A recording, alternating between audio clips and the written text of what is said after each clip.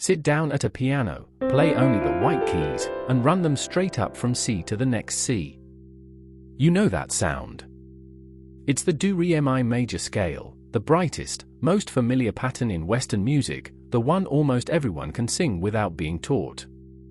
Now do something that sounds almost too simple to matter. Play the exact same white keys, in the exact same order, but start and end on a different note. Don't add anything. Don't take anything away. Don't touch a single black key. Just shift where you begin and where you finish. And here's the surprising part, the whole thing takes on a different mood. It can turn smoky and jazzy, or loose and bluesy, or dark and almost menacing, and you did none of that with new notes. You did it purely by moving home. Those are modes. There are 7 of them hiding inside that one row of white notes, and the only thing that separates one from the next is which note you decide to treat as the center, the note your ear keeps wanting to come back to. It's one of those ideas that sounds like a technicality until you actually hear it, and then it quietly rewires how you think about scales.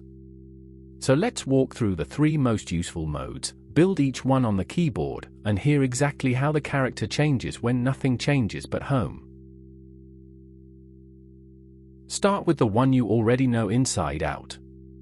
When you play those white keys from C up to the next C, you get the plain major scale, and that pattern has a proper name. It's called Ionian. Don't let the name intimidate you. Ionian is just a slightly fancy label for the ordinary major scale, the very same one we built step by step from whole steps and half steps in the major scale lesson. Nothing new is going on here yet. In this scale, C is the boss. Every other note feels measured against it.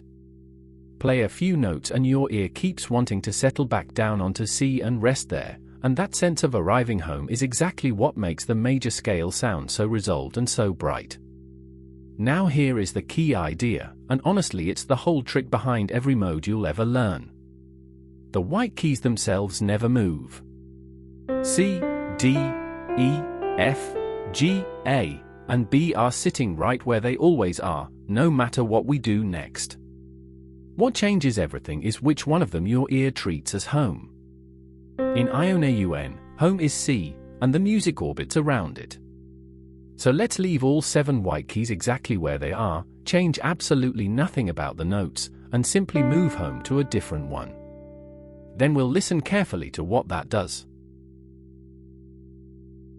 Slide home up 2 notes, from C to D, and play the white keys from D up to the next D.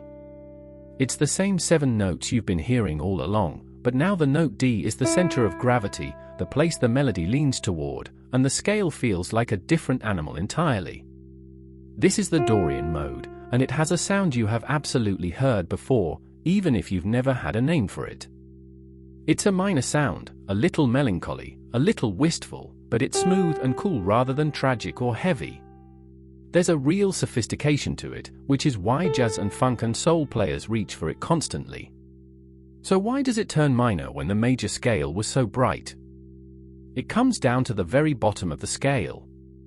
The distance from the new home up to its 3rd note has changed.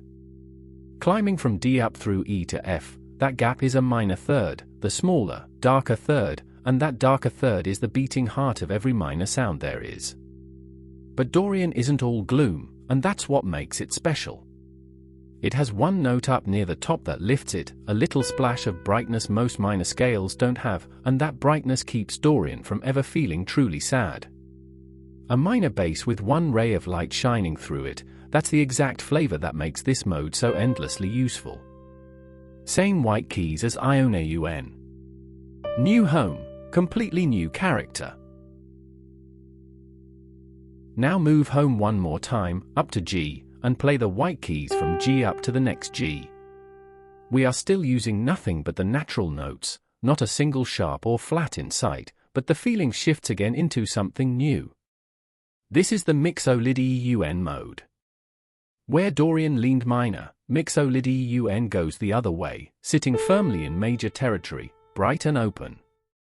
Climb from G up through A to B and you'll hear that wide, confident major 3rd, the same cheerful gap that lives at the bottom of any major scale. So at first it sounds happy, almost indistinguishable from Ionian.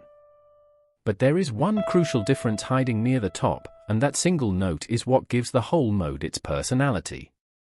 In an ordinary G major scale, the 7th note would be raised up to a black key, F sharp, sitting right under the home note and leaning tightly up toward it, desperate to resolve. In Mixolydian, though, we are still only playing white keys, so that 7th note stays as plain F natural, a full step below home instead of pressing right up against it. That one lowered, relaxed 7th is the secret ingredient. It loosens the pull toward home and makes Mixolydian sound earthy, swinging, and bluesy. It's the backbone of countless rock and blues riffs, and it's why so many guitar solos feel like they're floating happily without ever rushing to resolve. Major and bright, yes, but with a swagger that pure major never has. Step back and take in what just happened, because it really is remarkable once it lands. We played the identical 7 notes 3 separate times. We never added a sharp. We never added a flat. We never touched a single key we hadn't already used a moment before. The only thing we changed, the only variable in the entire experiment, was the starting point, the note our ear locked onto as home. And from that one tiny decision we got 3 completely different scales with 3 completely different moods. Bright and resolved when home was C, smooth and jazzy and minor when home was D, loose and bluesy and major when home was G. That, in a single sentence, is the entire concept of modes. Same collection of notes, different home base, different character. And once you grasp why that works, it stops feeling like a trick. Home isn't just where you start and stop. Home is the note that bends all the others into a relationship around it. When you shift home, you rearrange which steps, which whole steps and half steps, fall in which places along the way up. And that rearrangement of the steps is precisely what your ear hears as a change of mood. The notes are the same. Their jobs are not. And here's the payoff.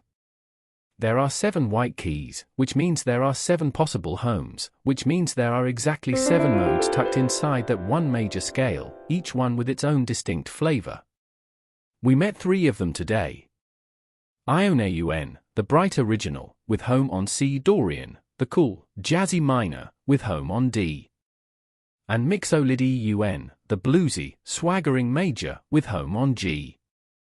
The other 4, the ones that start on E, F, A, and B, are sitting in that very same row of white notes right now, waiting for you, and each carries its own mood, ranging from gentle and dreamy all the way to dark and genuinely unsettling. But the big takeaway, the one really worth carrying away from all of this, is a relief more than anything. You do not have to learn 7 unrelated scales with 7 separate sets of notes to memorize. You already know the notes. You've known them since you learned the major scale. All you're really learning is how to hear a different note as home, and the moment you do, a whole new color appears under your fingers. Next time, we'll dig into each of the 7 modes one at a time, give every single one its own character sketch, and show you exactly when reaching for a particular mode will completely transform a piece of music.